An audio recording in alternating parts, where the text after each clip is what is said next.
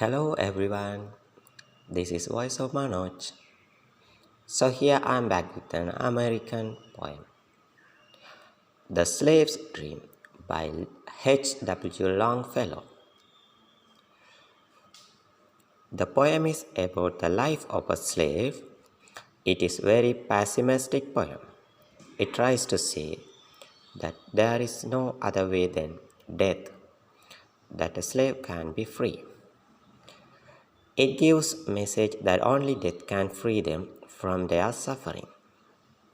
It was written in 1842. The poem has 8 stanzas, 6 lines each. The rhyme scheme of the poem is AB, CB, DB. This video provides the slave streams analysis written by HW Longfellow and is specially meant to help students to understand the implication of the poem. Study questions.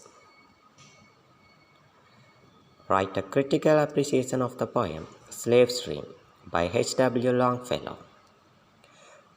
Discuss the romantic features of the poem Slave's Dream by HW Longfellow. In your opinion, to what extent that HW Longfellow was able to create a realistic picture of a slavery through the poem? And you can expect a question on the liberty and dignity. Let's hear the poem. The Slave's Dream by H.W. Longfellow. Beside the ungathered rice he lay, his sickle in his hand. His breast was bare, his murdered hair was buried in the sand. Again, in the mist and shadow of sleep, he saw his native land. Wide through the landscape of his dreams, the lowly Niger fellow, beneath the palm trees on the plain, once more a king he strode, and heard the tinkling harvents descend the mountain road. He saw once more his dark-eyed queen among her children stand. They clasped his neck, they kissed his cheek, they held him by the hand. A deer brushed from the slipper's lead and fell into the sand. And then, at furious speed, he rode along the Niger's bank. His bright reins were golden chains, and with a martial clank, at each leap he could feel his scarp of steel smiting his stallion's flank. Before him, like a blue-red flag, the bright flamingos flew. The bright flamingos flew. From morn till night he followed their flight, o'er plains where the terminate grew, till he saw the roofs of carved curds, and the ocean rose to view. At night he heard the lion roar, and the hyena scream, and the river course as he crossed the reeds beside some hidden stream, and it passed like glorious roll of drums through the dream of the dream. The forest with their myriad tongues shouted of liberty, and the blast of the desert cried loud with a voice so wide and free that he started in his sleep and smiled at their tempestuous glee. He did not feel the driver's whip nor the burning heat of day, for death had illumined the land of sleep, and his lifeless body lay, a worn out factor that the soul had broken and thrown away. Okay, now I'm going to analyze the poem in detail. The Slave's Dream. The Slave's Dream is exactly what its title implies. The poem takes the reader through the dream of a slave, but in doing so, it highlights many more important points. The poem begins with a slave working in a field who falls asleep, enters into a dream. This dream takes him back to his native Africa and reminisces on all of his times of freedom and happiness there. The story itself is nice, but the story is used to foil the slave's current situation. The slave's dream reminisces on his time back in Africa, and we learn that he was a free man. The slave also had a happy life. He saw once more his dark-eyed queen among her children stand. They clapped his neck and kissed his cheek. They held him by the hand, whom he saw misses. A tear burst from the speaker's lid and fell into the sand. At this point, the speaker shows the reader how much the slave misses his and happy life that he had in Africa. However, aside from family life, the slave misses freedom, and then the furious speed he rode along the Niger bank. This sentence creates a great image on freedom as a slave rides a horse at incredible speed along the bank of the Niger. Along with showing what slave felt, the poet shows us what the slave did not feel in his dream. He mentions the crack of the slave master's whip as well as the burning heat as feelings that were not present in Africa. The final three lines of the poem reads, "And his lifeless body lay, a worn-out fetter, that the soul had broken and thrown away." These lines bring the slave back to the living hell that he finds himself in. He feels like his body is no longer connected to his soul.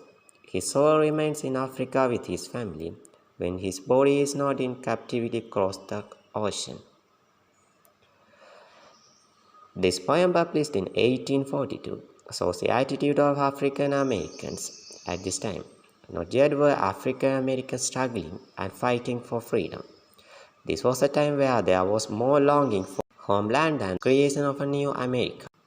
The poem opens with a vivid and startling image of a man lying near a field of ungathered rice. In his hand, he holds a sickle, apparently for use in harvesting the crop. However, he had been lying long enough for his matted hair to form an imprint in the land. The man, a slave, sleeps, dreams his native homeland. In the slave's dreams, he is back in his homeland, riding long, majestic Niger River.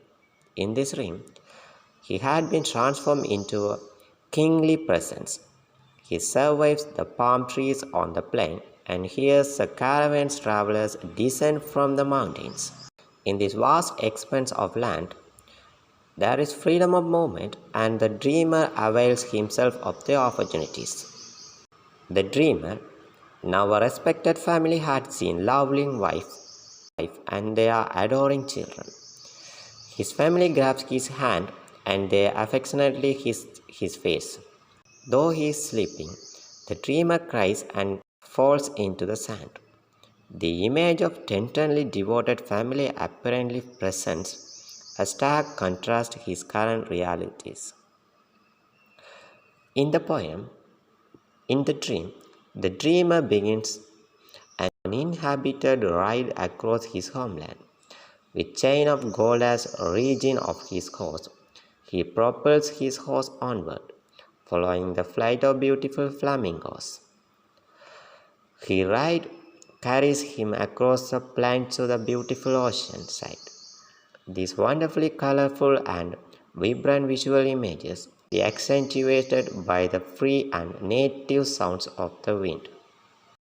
Animals including lion, the hyena and the river horse march triumphantly through his dream, breaking the infinite silence. In the final stanza, the weird dreamer has been discovered and it's lashed repeatedly with the phrase the driver's whip. Also, he is lying in direct sunlight. He neither feels the scorching sun nor the stinging lashes. His body is lifeless through the Dixon lifeless. He has dreamed his final dream, and his soul has been freed from the bond of slavery.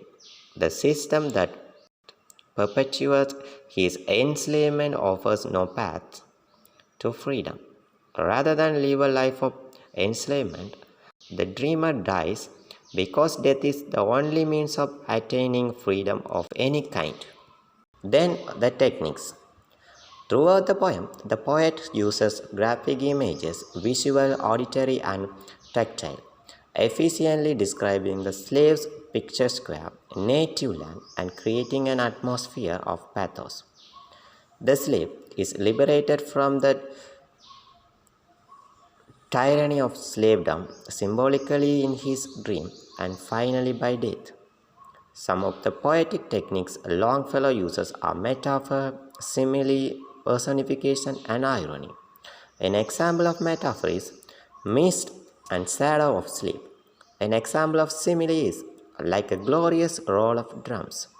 An example of personification is blast of the desert cried aloud. An example of irony is death had eliminated the land of sleep. This is creatively ironic because death is associated in the poetic conversation with darkness and chain of despair. Yet Longfellow says that for the slave death in an elimination of light and a freedom of a release. These are the opposite of the poetic conversation. Thank you for hearing me. If the video is useful to you, please share, like and comment on it. It will encourage me to upload more videos on literary works.